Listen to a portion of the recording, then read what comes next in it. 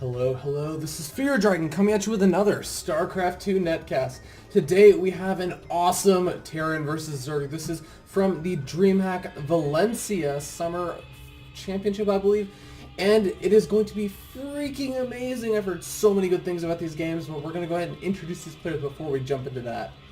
Spawning up here in the top left-hand corner of Ohana, we have representing Team Millennium. It is going to be MilleniumForGG, and he is an ex-Brood War player, has been working very hard as one of the top-notch Terrans in the Korean scene right now, and is making his debut, and by debut I mean not really a debut, he's making another appearance at a foreign tournament. We're going to see how well he does, as this is in the quarterfinals, getting very close to having the finals within his grasp. We're going to have to see if he can do it, or if his opponent spawning down here in the bottom right-hand corner of Ohana as the blue Zerg. He is going to be also representing Team Millennium. It's going to be a team kill one way or the other, but this Millennium player is actually a foreigner. He's known as the Korean Killer. His name is EGStephano. And Stephano working his way through many around just to make it over here, and now he's facing off against his teammate in a very tense Terran versus Zerg matchup. Whoever wins this will advance on to the semifinals, and we're going to go ahead and see who's going to end up doing that. Now, a couple things I want to know. Both of these players are basically completely amazing just having made it this far. Both 4GG and Stephano have both made it through 2 rounds of pools, which involve being in a pool of 4 players in which those 4 players have to compete against each other just to advance, only the top 2 advance, and they did that twice, then made it through a bunch of the actual bracket, which is a best of 3 format, and now this is also going to be a best of 3 format in the quarterfinals to see who's going to advance on to the semifinals. Now, I don't want to spoil any more results than that. I won't really mention any of the other games, but these games are freaking amazing, and or at least that's what I keep hearing anyways. We're going to have to wait and see exactly how awesome they are, but we do see actually a hatch first opening from Stephano, and 4GG is going to go ahead and say, well, as long as you're doing that, I'm going to go ahead and grab my own expansion, because you know what, let's take this in the macro game. I want to play the macro game. Now, 4GG is actually very well known for having an aggressive style of Terran in pretty much all of the matchups that he's known for, mainly being TVT and TVZ. So we'll be expecting to put on some kind of pressure, if not with nothing else other than medevacs. It would make sense. I mean, all we do see Stephano just kind of chilling, not really deciding to grab those gas guys to get that Zergling speed. So we're going to wait and see how he's actually going to end up doing that. Oh my god, actually grabbing 2 gas guys down here at his natural expansion. So speak of the devil, looks like he's going to go ahead and double gas over there. This is kind of a Stephano-esque trait where you go ahead and grab those double gas rather than going for that one early gas. And we're going to end up seeing how he decides to play that out. Stephano also well known for using roaches really oddly enough in this matchup, and we're going to wait and see if he's going to go ahead and opt to do that. We do see that he's starting to mine gas with all 6 of his drones over here at this natural expansion, and this queen, of course, going to be the only protection that he really has against any kind of aggression that 4GG might decide to put on, but we don't see any aggression coming out of 4GG. In fact, we just see barracks, so we're not going to see that standard reactor play or reactor Hellion play out of 4GG, and by standard I mean generally you end up seeing Terrans do that, but bioplay also a very normal thing to go for in this matchup. Now in the meanwhile, Stephano doing a good job spreading out these overlords. He wants to have ultra map vision, especially against this opponent who is well known for his aggression, can be expecting those drop plays later on. So having those overlords over in the corners of the map is going to be so key to spot out all of those drops. And Stephano must know it, them being teammates. And oh my god, here we do see that roach warren I was talking about with those 2 gas guys. Oh man, we're going to be seeing some really interesting aggression out of Stephano, I believe, as we do end up seeing over here 4GG doesn't really have a bunker down or anything of the sort, is getting out actually a Marauder. So interesting. What has 4GG? 4GG has not actually scouted out at all. This is a really interesting decision. He might have just been going for a kind of cool little pressure play that you can do, and you build that Marauder so that you can deal with either roaches or a spine crawler that might go down at your opponent's main. or natural expansion, but we actually see Stephano going ahead and grabbing that third expansion. So by no means is he making this an all-in. Even you can see the double evolution chamber. Why the heck would you get 2 evolution chambers to research upgrades if you were expecting to win the game in a couple of minutes? But instead, we do see a lot of Marines and Marauders moving out across the map, and Stephano knows about it. He had that Zergling, or sorry, the Roaches actually positioned over that Zelnaga Watchtower, so he's going to be well prepared for it in terms of knowledge. We're going to see if he's going to have the units for it, though. The Queen is going to go ahead and back up. This is going to create an interesting little wall. I'm really curious to see if this is going to hurt or help him. But we do see the scan picking off all those creep tumors. If nothing else, that's definitely something that 4GG can walk away with and be happily go ahead and retrieve it. But it doesn't look like he's going to do that. He's going to go ahead and take out that Queen. Ends up losing a couple of those Marines, but the Marauders in the back doing insane amounts of damage to those Roaches, but it's just not enough. The Roaches are able to pick off quite a few of those Marines, and now these Zerglings are going to go ahead and chase after that Marine Marauder army, actually get picked off almost instantly, and now Stephano's going to go ahead and loop around. Looks like he might want to do a little bit of chasing. Oh my god, he might actually just go for it, and he's going to go ahead and get this around. He gets this around on most of the units. Only one Marauder really not caught, but he's just sticks around to fight, and now we do see Stephano barreling down the map. And what does 4GG have? He has one bunker. He has a supply depot wall up with an engineer that's definitely going to help, but he's definitely going to have to pull some SCVs if he wants to hold this. We're going to see if Stephano decides to knock down these rocks or what. It looks like he is kind of dancing around in the middle over at this Zelnaga Watchtower. Not really sure if he wants to commit, but it looks like he's actually going to go ahead and retreat. Doesn't want a chance going up this ramp, and I have to agree, even though 4GG would definitely be pulling a bit of a razor thin defense, it still could work out very poorly for Stephano. So why not go ahead, use these units to just go ahead and secure your third, secure control of the map, use these Zerglings to deny 4GG from taking his third, and feel kind of safe and sit comfortably. The other thing is Stephano must know that, based on the unit composition he saw, say, hey, okay, I saw a few Marauders and stuff. I know that also Combat Shield must have just finished up. I'm actually not too sure if he caught a glimpse of Combat Shield. I believe it was done for that push. But of course, he must also know that, hey, because of that, he couldn't have gotten medevacs up until now, but now I have to start worrying about the potential for medevacs, as we do see that starport kind of flipping over to that reactor, and now is going to start producing medevacs in double time. So now Stephano has to be very much aware of the possibility of drops, and that's a good reason to have your army a little bit more at home and a bit more of a defensive position. Now, we do have that lair finished up. Do we see an infestation pit or anything down? We do actually see it in the production tab. Over here it is. And, that's definitely going to be very much Stephano's style. Loves to go for the roaches and infestors, and kind of unique for it.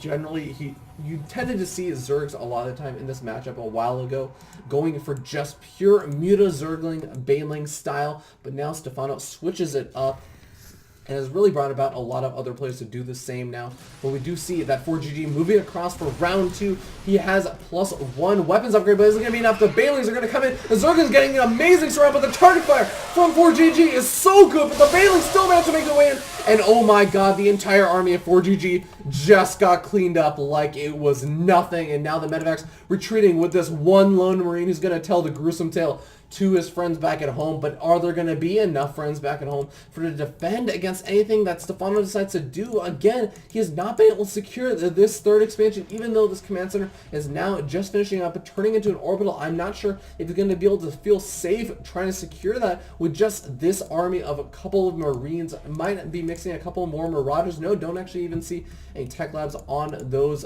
barracks. They're just going to start producing the tanks, it looks like, which I think is a good decision.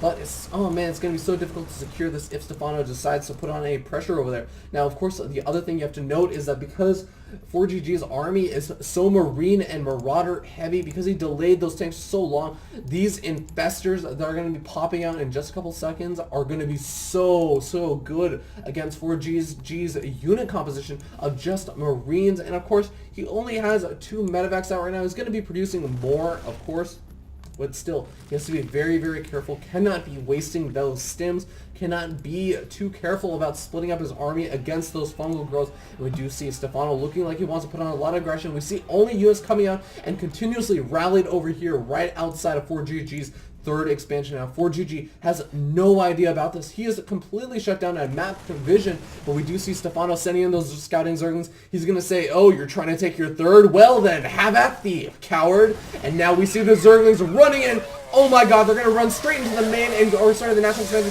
Going to be able to do a lot of damage to these SCVs. Look at all those SCVs getting taken out. Even the tanks are going to be under fire very, very soon as the roaches start encroaching in, take out all of the siege tanks. Now there are next to no Marines left over. We can see at 12, 13 workers, 14 workers killed, and the number is just going up as 4GG just starts running out of units to actually defend his expansion. Now we see even the festers popping out. They have enough energy for some fungal growth, so 4GG has to be so careful about it. But then the one thing that 4GG has going for him is that the only anti-air are going to be this small little group of infestors. So that does mean he can go ahead and safely retreat that third expansion until he can secure it once again. Now he does finally have siege mode out, and with those tanks in production, he will finally maybe be able to secure this third expansion. But of course, behind all this, look at this. Oh my god, actually it looks like there might have been a drop over here. Let's go ahead and take a look at the workers kill count. 0 workers killed, so I feel like not a whole lot was actually done. Looks like he just tried to do the target fire down on that hatchery, but we're going to go ahead and keep an eye out for any kind of additional drop plays that 4GG decides to do, as he is, once again, like I said, an aggressive player doing that aggression even while he's under a giant siege attack from Stephano over at that third expansion. Now, of course, meanwhile, behind all this, we do see actually all of these units over here as well.